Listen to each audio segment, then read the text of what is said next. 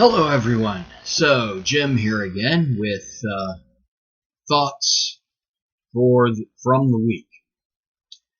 So this week there are actually a number of things that came up that could be spoken on. The state of Texas passed 7 laws not only recognizing but enforcing at the local and state level the right of the people according to the Second Amendment of the Constitution, and the fact that the state would actively prevent any federal alteration to the rights of the people to defend themselves with arms.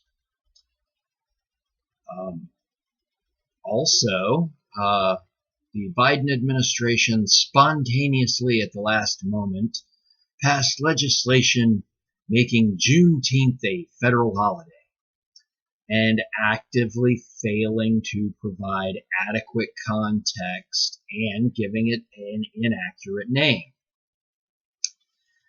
I'm sure everyone's heard about what they think Juneteenth is supposed to be. It is not a national Independence Day. That is the 4th of July. Among names that were given to this Juneteenth or 19th of June final announcement of the Emancipation Proclamation. It's not an Independence Day. It was not the end of slavery in America. That happened several months later with the ratification of the 13th Amendment to the Constitution. The Emancipation Proclamation stated in actual words that the slaves were freed in, quote, the rebellious southern states, unquote. Yeah, contrary to a very popular social belief, Maryland was one Union state that still had slaves and still legally had slavery up until the ratification of the 13th Amendment. The Emancipation Proclamation was a political move during a time of war. Usually that's said by those pro-Southern people who are trying to maintain an argument and continue to oppress people based on color. But no, none of that's actually relevant or truthful. The fact is, the Union only attempted to and freed people behind enemy lines, which both created was intended to create an emotional response of support amongst Union citizens while creating a chaos and division behind enemy lines. Doesn't matter. Juneteenth has been a state holiday in Texas for over 100 years. Emancipation Day should have been a national holiday. However, titling it National Independence Day, the bureaucratic administration, not the Democrats or Biden, the bureaucratic administration, unelected people who secretly run our lives by being government agents that are accountable to basically no one.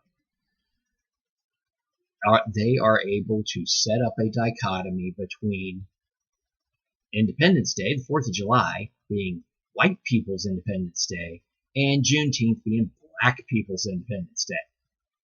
So they have the ability to create chaos and division between factions of Americans. Well, question then. What about Hispanics, Asians and Pacific Islanders, indigenous people? Or are we going to claim Columbus Day is recognizing indigenous people's personality or rights or independence, because Columbus Day was actually created to convince Americans that Italians were a worthwhile addition to our population, because humanity is tribal. Okay? The whole concept of discrimination is based on tribalism, which essentially is me and my family, me and my family and friends, me and my family, friends, and community. Everybody else. But, my focus actually is going to be on another question that was brought up that really, okay, we're going to delve into why I actually just stopped speaking when I was asked it. Would fairies like vegan butter? Okay, first question as a response was, what do magical creature fairies have to do with social and cultural issues striving towards a brighter future? Okay. The easy answer to both of those questions, what do fairies have to do with society, and would they like vegan butter? Easy answer is no and no. Yeah, look at the mythology around fairies and butter. No, they would not like vegan butter. Do magical creatures have anything to do with society? Not directly. Can we use this as a correlation towards actual social issues? Most assuredly. Okay, first of all, during Pride Month, a person used the word fairy, a word that has been used as a derogatory anti-LGBT slur for at least a good 50 years. Fortunately, that has not really caught on as a cancellation word, because fairy is a noun, unlike other slurs or words, gay being one. For those who don't know, the Flintstones cartoon, Fred and Wilma Flintstone, Barney Rubble, and Betty Rubble, and the opening theme song of this cartoon will have a gay old time. Okay, gay is an adjective. It is a descriptor meaning happy. Another commonly used slur that is in LGBTQ, queer. That's a queer situation. Once again, it's an adjective. It means peculiar, unique, non-compliant to the standardized norm, not typical. Fairy, on the other hand, is a noun, and it means a specific group of little magical creatures, vaguely similar to pixies. Vaguely similar. Okay, so how would that apply in social context? Okay, fairies like butter. First of all, fairies or little people, wee folk, fae, those are among the English words. In Hawaiian, they got Minahuni. I can't pronounce Russian. I'm so sorry. It's kind of a cool word. Starts with V. And then they've got the Rusalka. That's another one of those magical wee folk. Specifically drags people into rivers and drowns them. But, If you're used to living in an environment that kills you, you probably come up with magical creatures to kill you. So these magical creatures, or some variation, exist in virtually every ethnicity on the planet. Yeah, everybody's got the wee folk who inhabit the nooks and crannies, forests, and glens. Not all of them like butter. So this person's initial argument stereotypes an entire population based off of a common stereotype of a small segment of that group. It's a stereotype of of one ethnicity in an entire population. So right off the bat, yeah, are we talking individual social privilege or just plain ignorance of the difference of various ethnicities? Because guess what? We're not all one homogeneous grouping. DNA-wise, yeah, sure. Most of us can donate blood or plasma that can assist most of the rest of us. I word it that way specifically because something to the effect of, if you try to put A positive blood into a B negative person, you're going to get a negative reaction. But other A positive people, regardless of ethnicity, can accept A positive blood from everywhere else. However, socially, there are cultures where seeing the bottom of a person's foot is considered an insult. Some places, shaking hands is an insult. Some places, not shaking hands is an insult. So we have vast cultural differences across humanity. Similarly, with our magical creatures, we have vast cultural differences.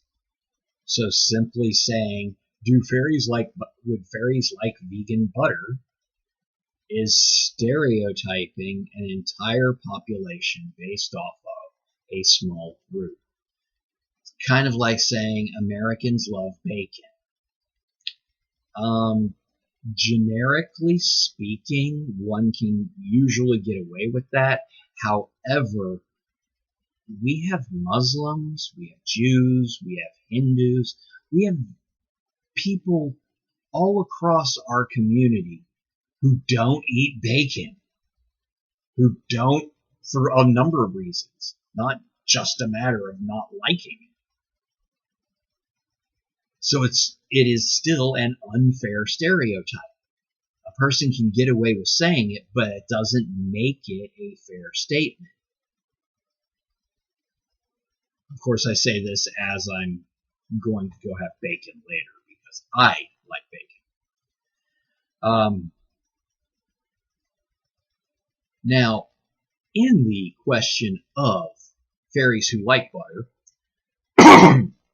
excuse me, first, we've got in those wee folk, you've got the ones who are called fairies, pixies, gnomes, goblins, trolls, Rusalka. And not all of them, as we've said, care for butter. The specific group that do care of butter fairies, and yes, I actually know these things. Not because I'm like so smart.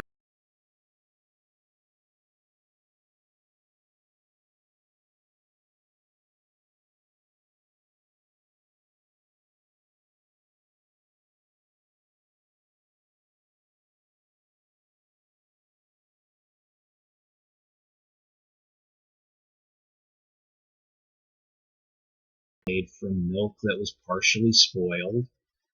Was the cow abused? Was the cow fed good grain, bad grain, grass? Fairies actually have the ability to notice all of these things, which to me kind of makes me wonder every time I hear a celebrity chef take a bite of food and start describing all of the subtle hints and flavors, I kind of wonder, yeah, are they human people or fairy people? Because they're tasting a few things too many. They're identifying a few too many tastes there. But hey, not my problem. As long as I'm respectful, fairies won't mess with my house.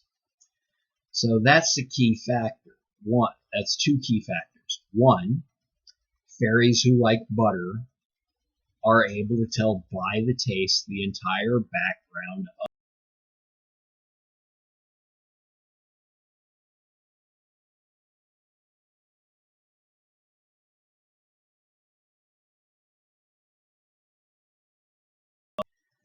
fairies who are disrespected or feel disrespected will make your life a living hell. So, as an example, you throw a bucket of water out into the yard and you happen to accidentally soak a fairy because, well, you can't see them. The fairy now feels that you intentionally assaulted them with the intent of disrespecting them.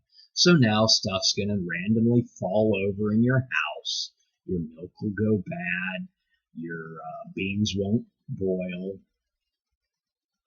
Numerous things that go wrong because you've upset a magical person. Okay, so vegan butter. Vegan butter is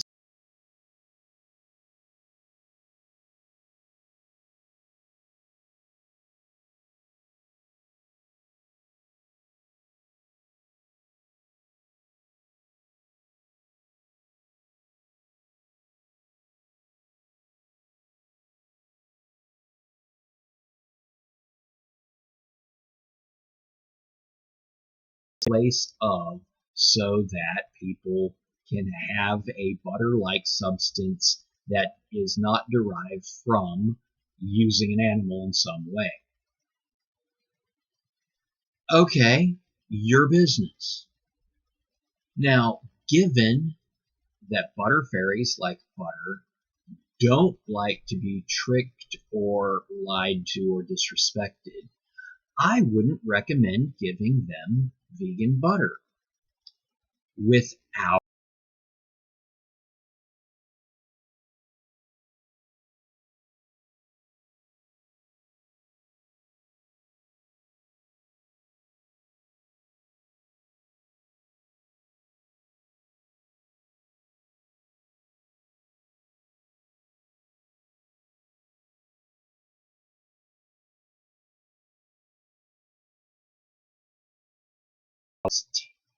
well, okay, saying beef bacon is terrible. The only place I've had beef bacon was in an Islamic country, so there was no pork.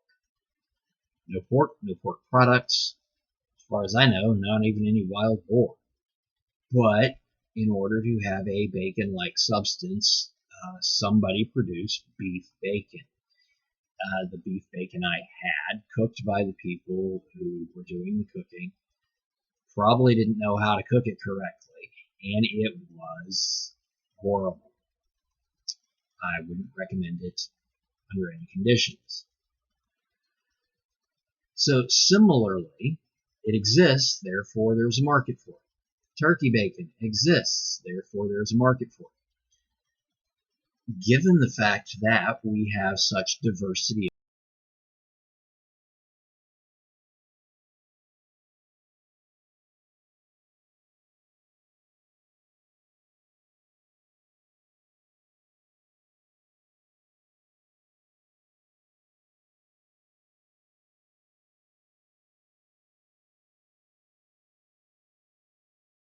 go for it. Make sure to label it so they know what you're doing and know you're not insulting. That would really be like going to an Islamic country and offering them a bacon sandwich. Don't do it. I actually do like talking about magical creatures, so maybe we'll do that again in another time. You have a wonderful week. Talk to you later.